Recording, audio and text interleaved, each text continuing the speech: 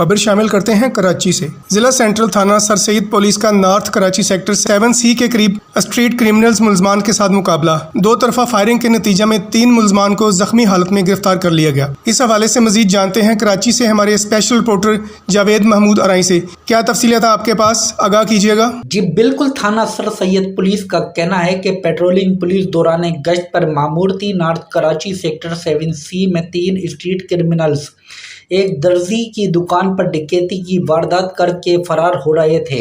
Patrolling police موقع پر پہنچ گئی۔ پولیس نے ملزمان کا تعاقب کیا تو ملزمان کچی آبادی میں گھروں میں گھس گئے۔ ملزمان گرفتاری سے بچنے کے لیے پولیس پر فائرنگ شروع کر دی۔ پولیس کی جوابی فائرنگ سے تینوں اسٹریٹ کرمنلز ملزمان کو زخمی حالت میں گرفتار کر لیا گیا ہے۔